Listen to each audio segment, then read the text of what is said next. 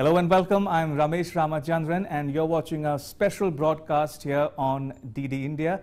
And I have with me a very special guest, Dr. Tizitamulugeta, Ambassador of Ethiopia to India, to talk about bilateral, regional and global issues of interest or concern to both Addis Ababa and New Delhi. Dr. Mulugeta, welcome to DD India. Thank you. Now, just so you know, viewers, Dr. Mulugeta presented her credentials to the President of India, Mr. Ramnath Kovind, on 25th June 2019. So it's been a little over a year that she's been in India now. Dr. Mulugeta, if I can start with by asking you to give our viewers an overview of the ties existing between Ethiopia and India as we speak. Thank you so much. When we see the relationship between India and Ethiopia, it is something that has been there for a long period of time. So it is historic, and we have a lot, something that we shared for a long period of time. That started from early 1st century, where Ethiopians used to come to India, and Indian traders used to go to Ethiopia to sell their spices and different products. So this relationship grows into a very cordial relationship, and we managed to start our diplomatic relationship in 1948, just 1 year after India got its independence. So I can say that in all such kind of relationship, before we started our diplomatic relationship, there were people-to-people relationship that made the relationship more of profound and based on sharing different cultures and socio-economic situations. Now, the bilateral ties will encompass different areas: politics, economy and trade and investment, people-to-people ties, and defense and security as well. Let's start with the political ties, Ambassador. How would you describe the political ties between Ethiopia and India today? Yeah, I can say that from the very time that we have started our diplomatic relationship in 1948, I can say that we have a very profound political ties with India. For instance, Ethiopia is one of the first African countries to start its diplomatic relation with India. So this makes how Ethiopian politics give a very big role to make itself profound in Indian politics. So from then onwards, of course, the relationship more focuses on capacity building. But after the coming up of the India-African Forum, which really create a structural engagement in many African countries, and especially in Ethiopia, we can say that we have managed to develop a very strong relationship, especially politically. Why I'm saying is that even from the very time of the emperor time, we have had like a lot of high-level visits. The emperor had visited India 2 times, and after that, during the Derg period, the then President Mengistu Haile Mariam has visited India 2 times, and then the follower, the other Prime Minister has visited 4 times, and Prime Minister Haile Mariam visited India 2 times, and then it continued. So it really shows that all such kind of visits are an expression how Ethiopia went have a very good political ties with India. And also India have sent most high-level delegations to Ethiopia, including its previous Prime Minister Nehru, and also the existing president. So this shows that we have like a very good interest. Both countries have a very good interest to develop the relationship into more strategic, especially based on political issues. Ambassador, the economy plays an important role in any bilateral relationship, and I guess the same is true for Ethiopia-India ties as well. Now, what kind of trade and economic ties exist between the 2 countries, and could you give our viewers a sense of where things stand as far as economy is concerned? Yeah, I can say that among all, we have a very good relation with India in economy, especially in terms of investment and trade. Right. So India is one of the few countries that had a big stake in Ethiopian foreign direct investment. So currently there are more than 600 Indian companies that are operating in Ethiopia and who are really giving access to more than 75,000 Ethiopian employment. So this means a lot. And they are mostly engaged in different kind of sector, especially in manufacturing. Close to 61% are in manufacturing and close to 14% are in agriculture.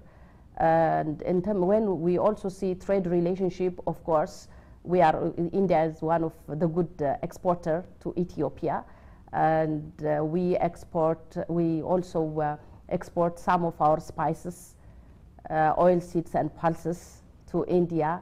So we can say that we have a profound relationship in terms of trade and investment, and mostly the investment, of course, we still provide different kind of incentives to Indian investors and also many other investors. So taking that into consideration, especially the favorable climatic condition in Ethiopia, the favorable economic investment opportunities in Ethiopia, and also, as you know, Ethiopia has more than 110 million population. So all the trainable workforce means something for Indian companies. So taking all these things into consideration, we are seeing the investment relationship is growing from time to time.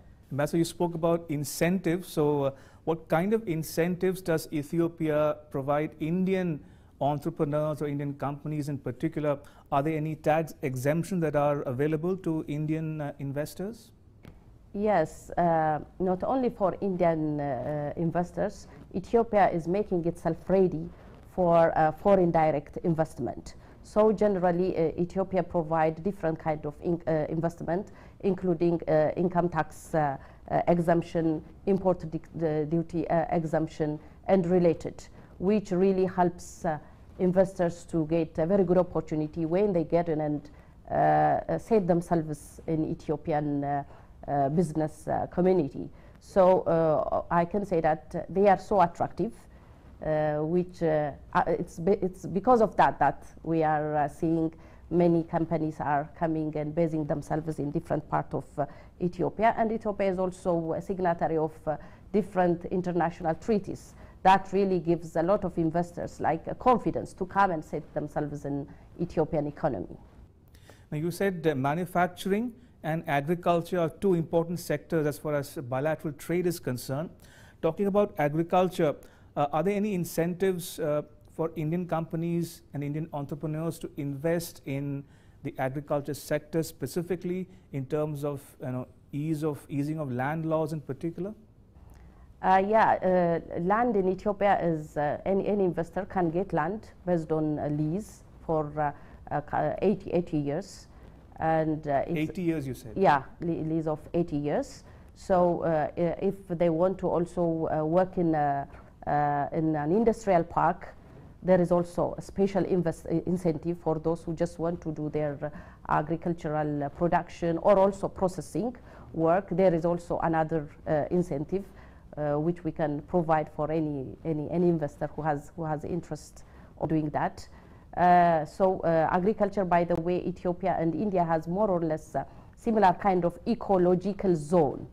And Ethiopia as also being a vast and a big country, for any investor who just want to come and do its agricultural activity, you can find a variety of climatic conditions and even favorable weather condition and a very good incentive so that they can come and start the processing. And also you see, when you see the population of Ethiopia, since it is more than 100 million and the second populous country in Africa, the market itself is something big, which can make any investor profitable, either for the internal market or also based on the, as Ethiopia is also being part of the COMESA, the common market in East and Southern Africa trade, there is also a preferential treatment where any investor in agriculture can sell its product directly to this COMESA market.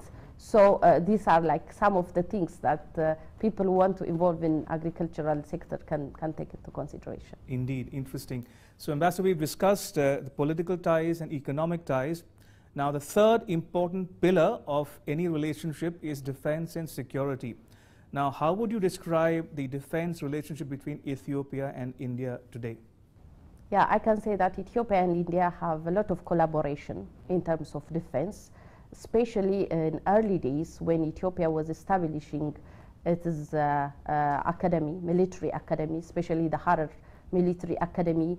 It has got a very good support from Indian government, which we are still grateful for that. So I can say that India has a very good stake in Ethiopia, in the development of Ethiopian Defense Force. And still there are exchange of information, training of military personnel and so on, which really plays a very big role in terms of developing the capacity of defense between, for Ethiopia. In addition to that, now we are working on signing MOU between the two ministries, the defense ministries, which we think that it would also help us to develop the relationship into more of a strategic level. So I can say that we have like a very good relation in terms of defense. Indeed. Another important facet of the bilateral ties, Ambassador, is people-to-people relationship or people-to-people ties. Now you spoke about civilizational ties between Ethiopia and India. What kind of linkages existed over the centuries, and what kind of linkages are we seeing today in terms of students or generally tourists or people of all cross sections between Ethiopia and India? Yes, when we say that Ethiopia and India has a very long and historical relationship, of course this relationship is developed based on the people-to-people relationship. It was people who first, Indian people who first went from the Goa area to visit eastern part of Ethiopia to sell what they have, to sell their spices. And also they used to get all the ivories and all the golds from Ethiopia and bringing back here. So this also developed into sharing way of life, way of culture and so on. For instance, when we see the type of cuisine between Ethiopia and India, we see a very big commonalities. I know that Indians love, they have love for dal. And it is called in the western part of India like masur. And similarly, we Ethiopians love to eat misir, lentil. We call it even misir. So that's like one of our common dishes.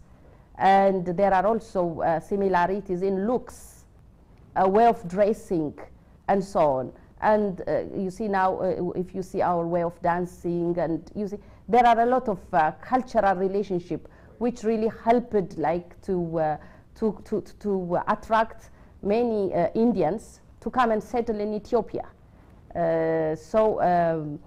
You see, starting from the 1960s, many Indians used to go to Ethiopia to teach in the high schools, in the universities, and it still continues. They used to go not only in urban and modern cities, but even in exposed and in rural areas. This really shows how Indians have a very good acceptance in many parts of Ethiopia, and still we could find many Indian teachers in many rural part of Ethiopia.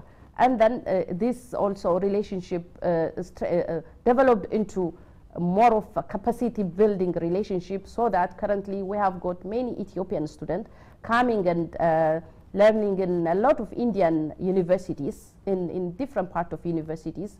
Of course, more than 1,800 are sponsored by Ethiopian government, and there are also some who are also getting scholarship from the Indian government, and also there are some who are also sponsoring themselves. So currently we could get close to 2,000 Ethiopian students who are taking their studies in different parts of India. So we can consider that these Ethiopian students are Ethiopian ambassadors, which are here to just showcase Ethiopian culture in different ways.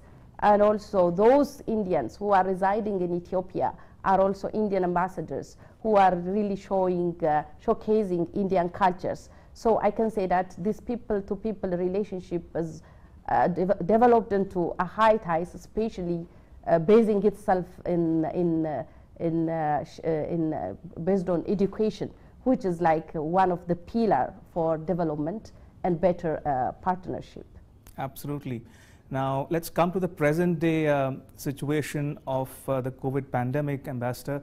How is Ethiopia combating this challenge, and what kind of cooperation existed between Ethiopia and India in the last several months in terms of maybe medicines or skilled personnel or even vaccines for that matter? Yeah, as you said, COVID has affected the world almost equally, and Ethiopia is also one of the countries that has faced the bad side of COVID. But unlike many countries, Ethiopia didn't went into a lockdown. Rather, it has developed its own way of internal adaptable mechanism, so that at least we can manage those who cannot afford easily to maintain their livelihood despite the time of the COVID. So I can say that, of course, despite that, our economy is not, of course it is heated, but is not that much heated by the adverse effect of COVID. And when we see the collaboration, of course, Ethiopia has collaborated with the world in different ways to get a different kind of support. And also from the Indian side also, of course, we have got donation of medicines, especially at the time of COVID, and we are also grateful for that. And Ethiopian Prime Minister also had a call to the Prime Minister of India, and they have talked a lot that they are going to collaborate on tackling the problem together. And we hope that these talks would help us in collaborating in different ways, maybe even to the fact that getting the Indian vaccine to the Ethiopian market, and so that Ethiopian can get that vaccine and use it here. Indeed. Now, talking about high-level contacts, Ambassador, we saw the Deputy Prime Minister visit India just a few weeks back. What kind of meetings did he have in New Delhi, and what were the issues that he discussed with the Indian leadership here? Yeah, our Deputy Prime Minister and Foreign Minister has been here starting from February 17, and we had a lot of engagement, including a business meeting and inauguration of our chancellery and building here in our embassy, and also bilateral meeting with the Indian Foreign Minister. So one of the very big issue that was discussed in the meeting was how to develop the relationship of these two countries into more strategized kind of relationship. As I've already said, we have a lot of sisterly ties, which is based on economy, based on investment, based on different kind of people-to-people relationship. And Ethiopia wants this relationship to grow into a more strategic relationship. So they were discussing on different issues, how to develop this relationship into more strategic manner. And we were also discussing about Ethiopian internal politics in the Horn Africa, and some of the support that we need among each other. Now, India is currently a non-permanent member of the UN Security Council. In that context, the Ethiopian issues have figured in the UN Security Council as well. So in that context, is there any conversation happening between Ethiopia and India on multilateral issues for that matter? We always believe that India and Africa in general have many commonalities, many common issues, especially issues regarding UN reform. And almost all African countries believe that India need to get permanent membership in the UN. And we know that India has been playing a very big role in the national movement, liberation movement of many African countries. So Ethiopia also take that into consideration. And we always believe that as India is also one of the developing countries, despite its immense economic development, India shares a lot of commonalities with many African countries and specifically Ethiopia. And we always believe that we share the same stance and more or less the same position and support each other whenever such kind of multilateral issues arise, whenever there are issues that need a decision of a specific country. And still we hope that we would get a very good support from the Indian side whenever issues are raised in the UN Security Council. Ambassador Mulugeta, the other big issue confronting the region at large is the Grand Ethiopian Renaissance Dam project. What is Ethiopia's position on this issue? Because it involves more than one country. It involves Egypt, it involves Sudan. So there's a lot of discourse or narrative building around this dam project. So can you talk to our viewers about Ethiopia's position on how to resolve this issue going forward? Yeah, regarding this dam, I just want to say that this dam is one of the safest and secure dam, and one of the safest projects that has been done on the Nile River. And Ethiopia believes that this dam, when it is finalized, it would serve for the cooperation between the neighboring countries and Horn of Africa. Because this dam, even if we are building it for the lives and livelihood of for more than 110 million Ethiopians, currently more than 60 million Ethiopians are living without access to electricity. Most people are they are living under darkness. So we believe that it is a must that we need to construct this dam. But despite that, this dam would have an effect in controlling flood for neighboring Sudan.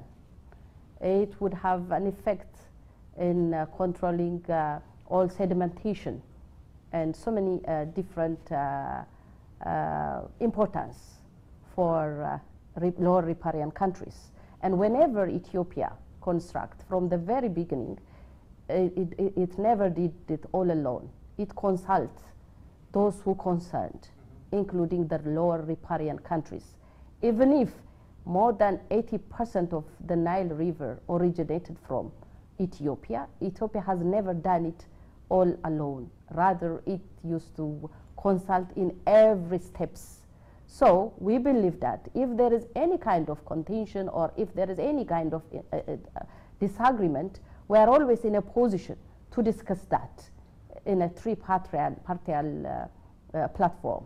But what about the rights of the countries downstream, for instance, Sudan or Egypt, where there are concerns about the impact of this dam on the lives and livelihood of their people? So a lot of concern being expressed by these countries in particular. So is there a way forward to address some of these issues? Yeah, by the way, Ethiopia believes that this dam is believed based on equitable and reasonable utilization of water and without creating any significant harm in the lower riparian countries. That's why a lot of experts has been there when this dam was started, and that's why I said this is one of the secure and the safest dam that has been done on the Nile River. So Ethiopia is always concerned about the safety of the lower riparian countries. That's why it always wants to take them to have a stake and to reach into any kind of conclusion on the matter. Ambassador, the other big issue confronting Ethiopia and the world at large is the situation in Tigray region of Ethiopia. Now, what is Ethiopia's take on what is happening in Tigray as we speak? And how does Ethiopian government intend to resolve this issue going forward? Because There are concerns about allegedly war crimes taking place in Tigray as we speak. People have been, the reports of mass killings in Tigray region. Media has been assaulted and attacked. So a lot of concerns about the humanitarian situation obtaining in Tigray region in particular. So what is the Ethiopian government's position on the way forward to resolve this issue?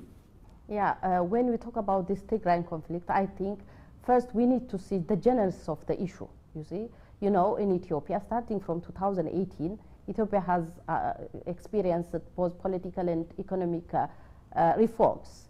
So despite all these political and economic reforms, the TPLF, who has been a leading party for the last 27 years, didn't accept the reform. So they have been instincting different kind of violences here and there in the country. And they have been against the decision of the government to postpone the election because of COVID. And they undertook their own election. Despite all the patience, despite all the tolerance from the Ethiopian government, on November 4, they allegedly make a big attack on the Ethiopian National Defense Force that is found in the northern part of the country, which is inhuman. So what Ethiopian government did was a law enforcement mechanism, because as a government, it is the responsibility of the government to maintain rule of law. So all these enforcement mechanisms only took maximum of 3 weeks. But after that, of course, there are some insurgents who have been attacking civilians here and there in the country. So now the government, the very stake of the government is to work on the humanitarian activities, especially in providing all the necessary support, and also creating doors for all who want to come and provide supports. By the way, currently more than 70% of the resources for the humanitarian support is given from the government budget, from the government pocket. So Ethiopian government is still requesting the international community to come and support in providing the necessary humanitarian support to the affected, because we really feel that Tigrayan people are our friends, our sisters, our brothers. They are our family. So we want them to rehabilitate as much as possible with by the concerted effort of international organization. And also now we also make access open to the international media, including BBC, Al Jazeera, and so on. So we want, if there is any kind of allegation done on that specific area, we are always, the government is always ready to make the investigation.